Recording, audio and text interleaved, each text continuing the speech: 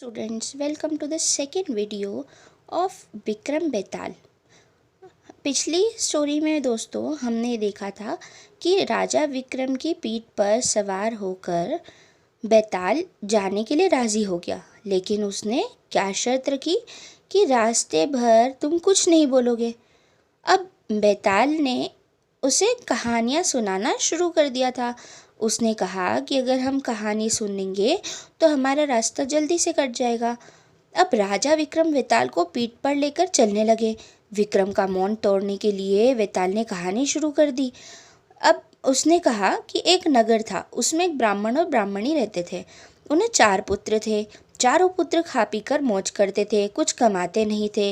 एक दिन गुस्से में ब्राह्मण ने अपने पुत्रों से कहा, तुम चारों इधर उधर घूमते रहते हो, कोई काम धंधा नहीं करते, काम न करना हो तो निकल जाओ घर से बाहर। अब पिता के ऐसे कड़वे वचन सुनकर चारों भाई घर छोड़कर निकल गए। रास्ता जंगल से होकर जाता था। जंगल में चलते चलते महादेव का एक मंदिर आया। चारों भाइयों ने तय किया कि 4 वर्ष के बाद हम यहाँ इस मंदिर में फिर मिलेंगे। इसके बाद चारों भाई विद्या प्राप्त करने के लिए अलग अलग 4 दिशाओं में चल पड़े।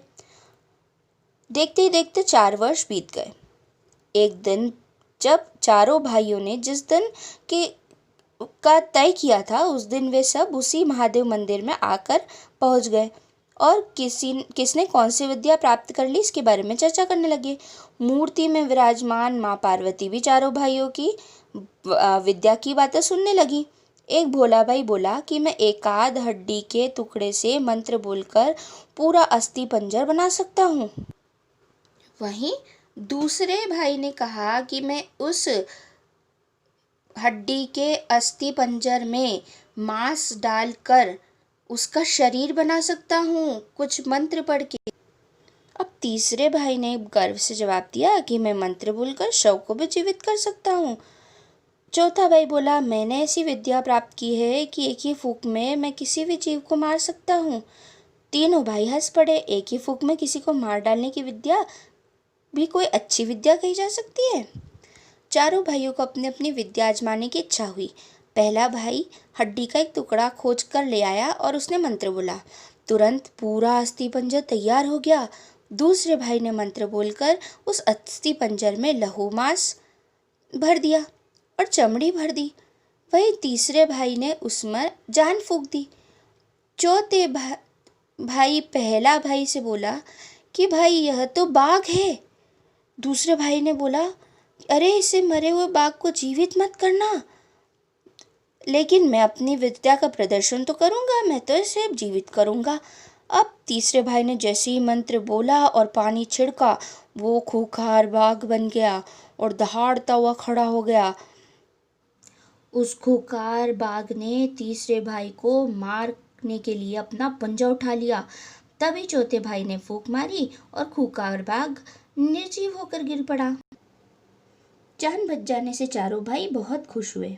एक भाई ने कहा, हम अपनी यह विद्या मनुष्य पर आजमाएं, तब तो मजा आ जाएगा। सभी सहमत हो गए। एक भाई हड्डी का एक टुकड़ा लेकर आया। पहले 2 भाइयों ने अपनी विद्या आजमाई और स्त्री का शव बन गया। तीसरे भाई ने मंत्र बोलकर उस पर पानी छिड़का तो वह स्वर्ग जैसी अप्सरा की तरह एक सुंदर स्त्री पैदा हो गई और चारों भाइयों ने उसकी ओर देखते ही रह गए और कहा, अरे यह तो स्वर्ग की अप्सरा लगती है।